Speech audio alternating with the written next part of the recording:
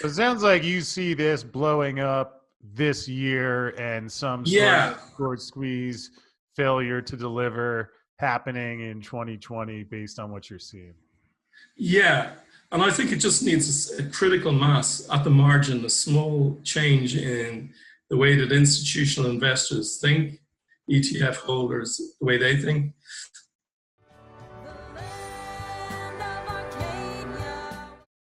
Hello there, my friends. Chris Marcus here with you for Arcadia Economics. And today is part two of the incredible interview I was fortunate to be a part of with Ronan Manley. And today, in wrapping it all up, talking about the gold and silver markets and the unprecedented things happening in the LBMA and the COMEX.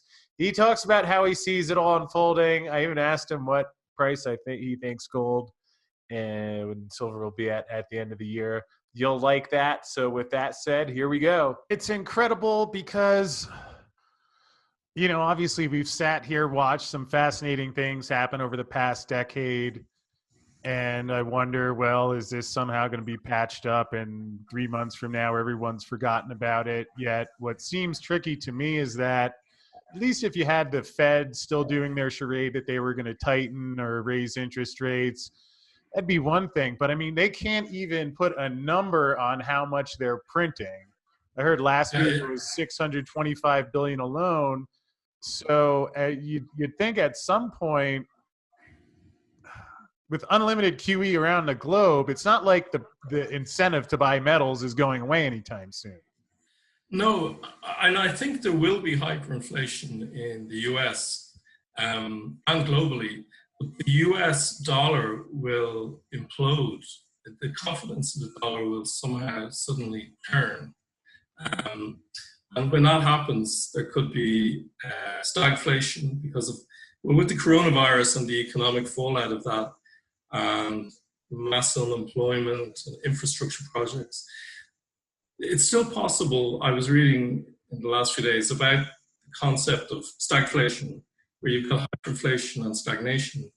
And Jim Sinclair, as everybody knows, the famous gold guru, I've been looking at his stuff for like since 2004. Unfortunately, he's kind of disappeared a bit in the last few years, but I remember a lot of the stuff that he said. He seems to have predicted this as completely, like 100% correct. He was saying that there's going to be a time when the masses are just pleading with the authorities to help rescue the situation. And he says that will be just unlimited QE, QE to infinity. You know, his catchphrase. The only thing that can balance it is the gold reserves of the world central banks balancing this QE to infinity. Yep. So I think that it could be going to happen now this year, a reset. Like they're going to max out the bailouts, bail out all the hedge funds, the property developers, everything. When they're all bailed out, one day there could be secret conference behind the scenes, June, July, August. They'll come in and they'll announce that gold is the new anchor of the international system. Trump could take credit saying, I always loved gold. Yeah. I mean, it's interesting you mentioned that because, again, I am not saying that I have knowledge that a reset is coming, but gee, you would think if a reset were coming, this sure seems like what you might expect to see before something like that happens. Yeah, like the storm, the perfect storm. And if you look at it from a theoretical triangle of problem, reaction, solution, the problem, coronavirus, shutdowns. Reaction is everybody saying, please help, please bail us out. And then the authorities bail out. And the solution is like mass bailout followed by a reset. A few years ago, I happened to think that 2020 would be a reset. It's actually mentioned in a video that we made in Bullion and put on the website. We were in Berlin for a conference in, I think, February 2016.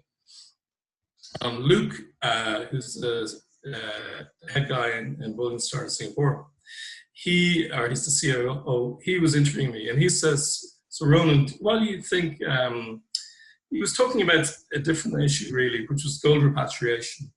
And remember seeing some of the big central banks saying that they wanted to get their gold repatriation exercises done and dusted by 2020. And I saw that a few different times by Bundesbank, other banks. And I was thinking, this is weird. Why would they be saying 2020? And from that rationale, I thought it could be the time of a new reset, 2020, because it was quite a long time away at that 4 years ago. But the conditions look like the system is finished. It's completely fictional and it's nationalized now with the Fed buying everything in the bond market. Well, don't forget the Treasury. They're buying the rest of it. Yeah. Although I guess the Fed owns the Treasury, or has it essentially been rolled into one institution, which is interesting. I had a guest on my show about 2 months ago who said that the Treasury was going to roll the Fed into it, which sounded a little hard to believe yet, between a special purpose vehicle that they've been creating and now Really? this 2 trillion stimulus. How are you paying for that? Well, that's the exchange stabilization and the Fed. So like you said, geez, it seems like we're in the late innings of this whole thing. Yeah, I think it's definitely going to happen this year. Like, there will have to be a revised international monetary system. Maybe they'll move from a floating exchange rate system to a sort of a linked system, and maybe linked to gold, to reestablish credibility and confidence in the system. Because it's just crazy the way that all the central banks have reduced interest rates to zero and negatively, and are printing money out of nowhere, which is diluting all their currencies. Like, with the economic slowdown, there wouldn't be classic hyperflation of the velocity of money increasing exponentially due to economic activity, but there could be stagflation. Right.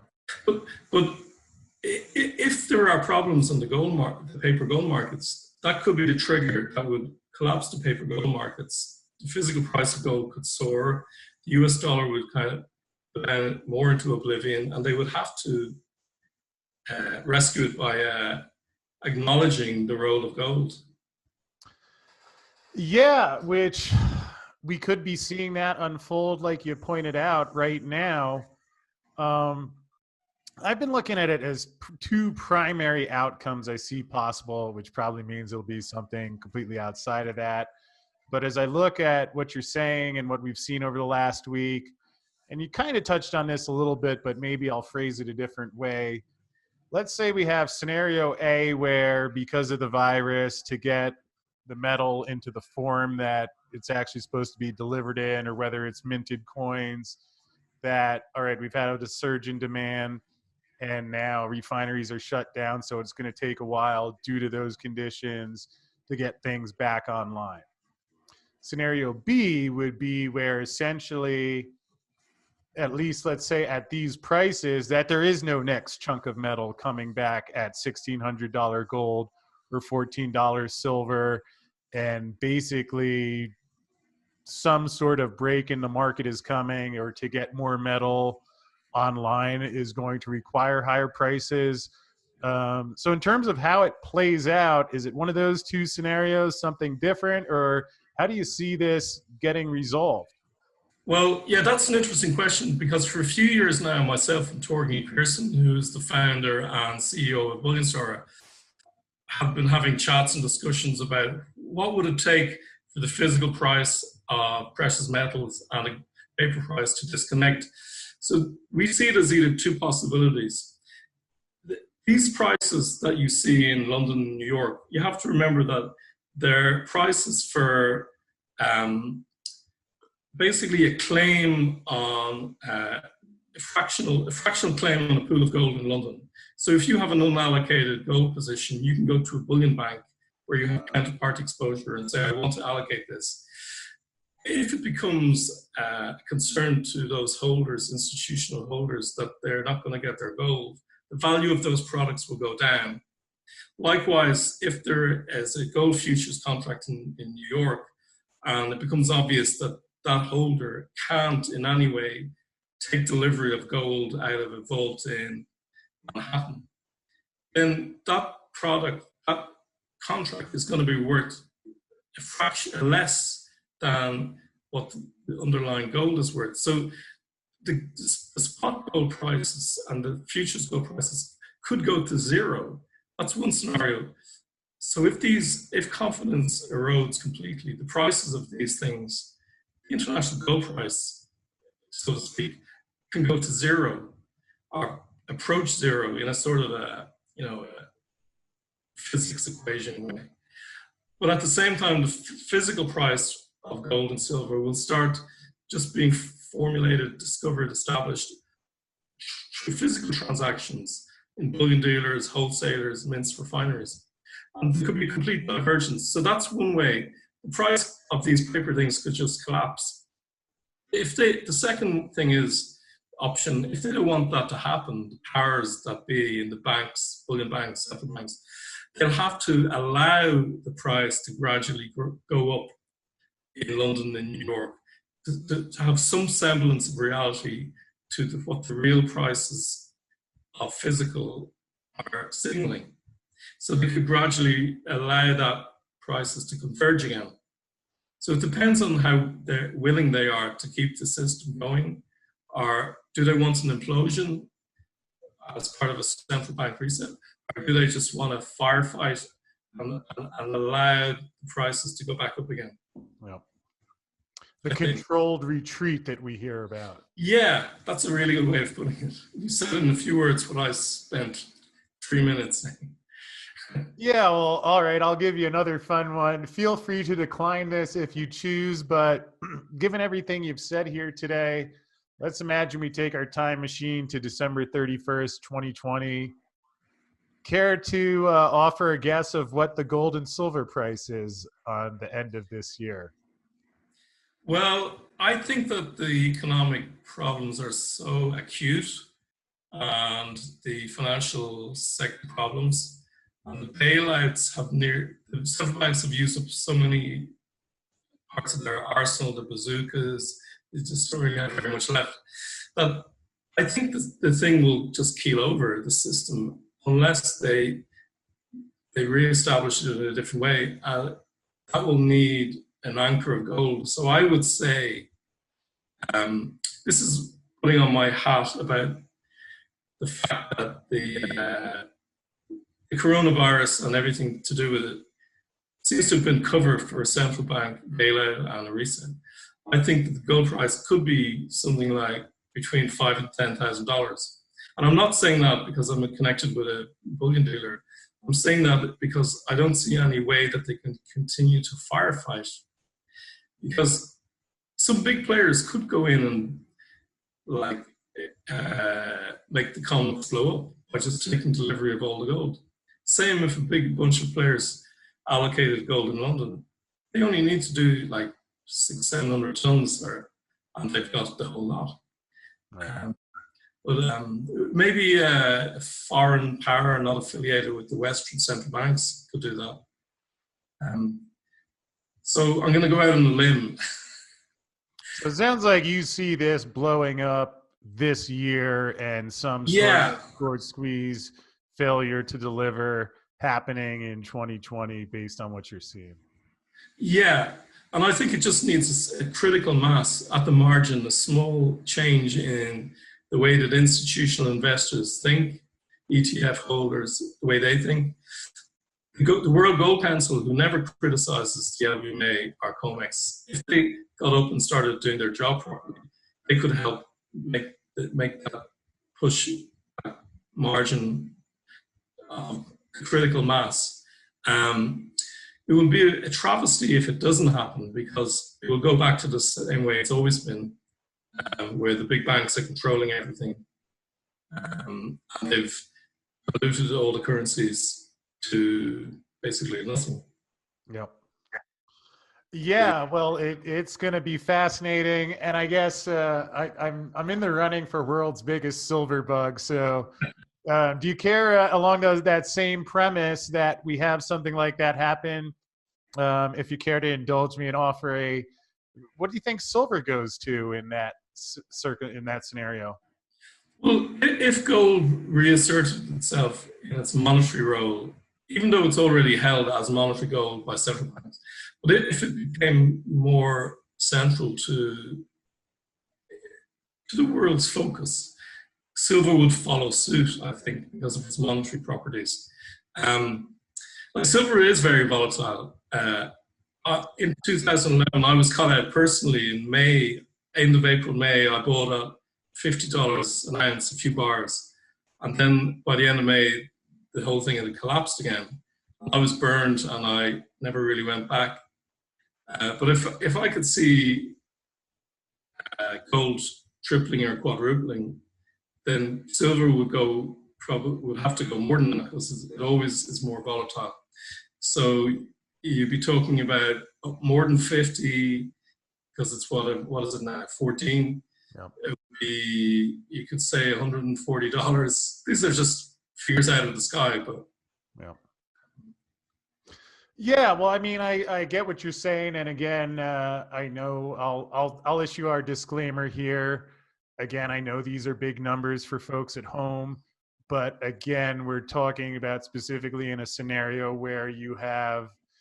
In fact, I just released the audio version of a book called The Big Silver Short, which digs into silver a lot. One of the things I asked a lot of the folks I talked with, for each ounce of silver, how many paper claims are there? And everyone said 500 plus. God only knows when you factor the derivatives in. So again, folks, just to be clear, what Ronan's talking about there is a scenario in which you have some of that leverage and margin called in. And I think in that scenario, those numbers you said make a lot of sense. I know they sound extreme to some folks, yet so is the Fed printing $625 billion in a week. And perhaps maybe that will be what changes that investor perception.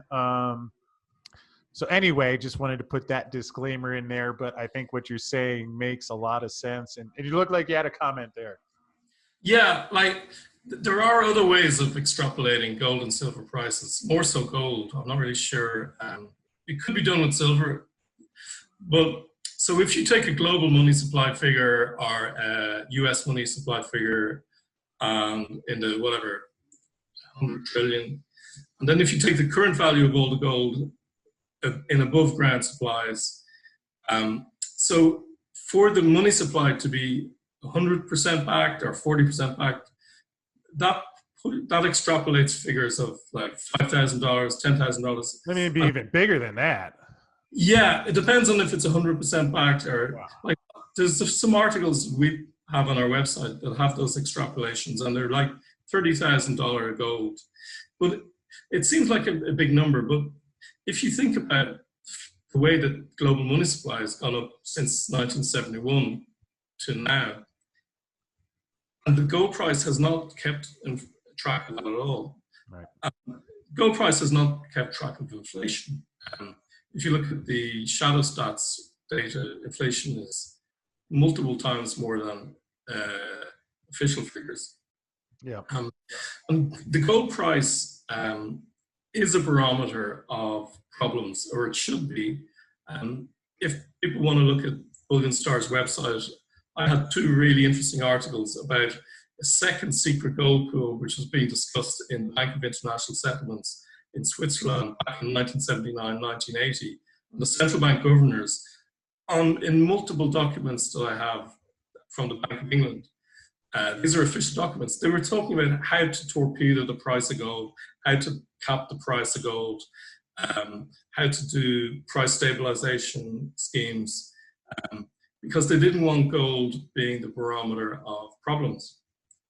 And I think they're probably doing that right now in the secret of BIS in Basel.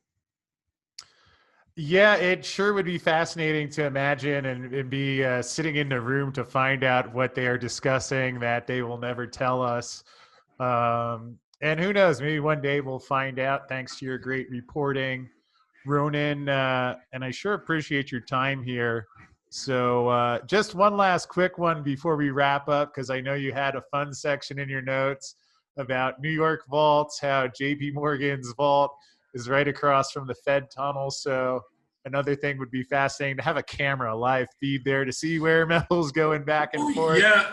Well, yeah. Back a few years ago, I was doing some research on where the LBMA gold vaults are in London. I found a few of them and documented that on the Bullion website.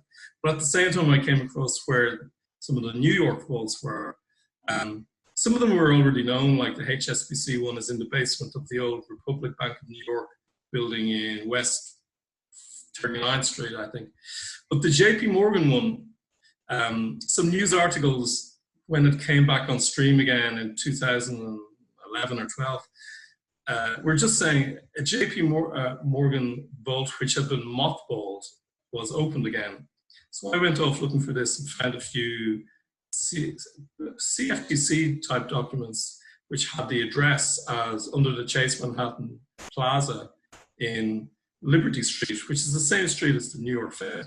When I went to the map, I couldn't believe that the Chase Manhattan Plaza, where the vault is in the basement, is right across the street from the New York Fed vault, which I did a big article about the New York Fed building vault, the famous vault where you can do a tour of. We did a tour back in 2000, or 99, when I was working in Morgan Stanley in New York. We went on a tour of this vault. So that's open to the public, but nobody knew there was an old JP Morgan vault across the road. And when we put this article up on Zero Hedge in 2012, I think, it got a huge amount of reaction on a Saturday afternoon, I remember. People were falling over themselves, probably spilling their coffee on a Saturday afternoon. And then one guy posted a comment. He said that he used to work in the vault and there was a tunnel between the JP Morgan vault and the Fed vault. Yeah. So if there's a tunnel between them, obviously they've been shunting bars between one and the other, or else there wasn't enough storage in the Fed vault in the 1960s, early 60s. So they did a deal with Chase Manhattan at the time and use some of your vaults. Oh yeah, put a tunnel through. You don't have to bring gold up. Maybe Morgan will watch it for you. It's safe there. I remember after that article appeared, the guys in Silver Doctors did a very funny graphic. You know those colorful graphics, and I had a picture of Ben Bernanke and Jamie Dimon pushing a shopping trolley full of gold bars through the vault, through the tunnel. I could only imagine. It's funny, we're joking about it, although maybe that is exactly what happened. Who knows? Especially right now with the 400-ounce bars being put in as COMEX deliverable. But there isn't really any good delivery gold in the New York Fed. It's all old US assay office bars, if it's even there at all, and coin bars, which were melted down in 90% gold coins. So if they're going to try and if the COMEX is going to try and use US assay office bars and old coin bars, then that's even a bigger scam. Yep. I mean, it's ironic. I don't know if you've ever seen the movie Die Hard with a Vengeance, which it's like we're following the script. I recently watched the movie Contagion to find out how the coronavirus ends next. It's stunning, some of the things that foreshadow some of these events. It's ahead of Hollywood. The guys in Hollywood, the script writers, are having to scramble to keep up with reality. Well, it's interesting. Steve Mnuchin, actually a former Hollywood guy, so maybe it would be fascinating. He's dusting off an old script that never got. Yeah, and in fact, he actually had one of my more memorable quotes of his when he did his trip to Fort Knox 2 years ago, I guess it was.